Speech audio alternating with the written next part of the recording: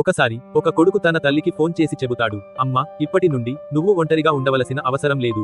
నాన్న కూడా చనిపోయాడు. నువ్వు ఇక్కడికి వచ్చేయి, ఇక్కడే కలిసుందాం అని. తల్లి సంతోషపడుతుంది. 5 రోజులు గడిచిపోతాయి. కొడుకు ఇంటికి వస్తాడు. తల్లిని ఒప్పించి ఇంటిని అమ్మేసే పనులు 2 రోజుల్లో పూర్తి చేసి ఆ రోజే అమెరికా వెళ్లటానికి మొత్తం సిద్ధం చేసుకుని బయలుదేరతారు. కొడుకు తల్లిని ఎయిర్పోర్ట్ లో కూర్చోబెట్టి టికెట్ గురించి తెలుసుకు వస్తాను అని చెప్తాడు. అలా ఆ రోజంతా గడిచిపోతుంది. కొడుకు తిరిగి వచ్చి ఉండడు. చాలాసేపటి నుండి ఆమెను గమనిస్తున్న ఒక ఉద్యోగి ఆమె దగ్గరకు వచ్చి అడుగుతాడు, అమ్మా, ఎవరి కోసం ఎదురు చూస్తున్నారు? తల్లి జరిగిందంతా చెబుతుంది. అతను కొడుకు పేరును తెలుసుకుని ఎంక్వైరీ చేశాక అతను ఫ్లైట్ ఎక్కి వెళ్లిపోయి చాలాసేపు అయ్యిందని తెలుస్తుంది. తల్లి దగ్గర ఒక్క రూపాయి కూడా ఉండదు. ఆమె ఎలాగోలా కష్టపడి అమ్మేసిన ఇంటికి చేరుకుంటుంది. ఆ రాత్రికి అక్కడే పడుకుంటుంది. పొద్దున్నే ఆ ఇంటిని కొన్న కొత్త యజమాని అక్కడికి వచ్చి ఆమె పరిస్థితిని తెలుసుకుని బాధపడి ఆమెకు అక్కడే ఒక రూమ్ అద్దెకు ఇస్తాడు. ఇలా చాలా రోజులు గడిచిపోతాయి. ఒక రోజు ఆ యజమాని తల్లి దగ్గరకు వచ్చి చెబుతాడు, అమ్మా, మీ వయసు అయిపోతోంది. ఎవరైనా తెలిసిన వాళ్ల ఇంటికి వెళ్లిపోవచ్చు కదా. తల్లి బదులిస్తుంది, నా కొడుకు జీవితంలో ఎప్పుడు ఏ కష్టం వచ్చినా నా దగ్గరికి వచ్చేవాడు. ఇకపై కూడా వాడికి ఏదైనా కష్టం వస్తే వాడికి అండగా ఉండాల్సింది నేనే అని చెబుతుంది.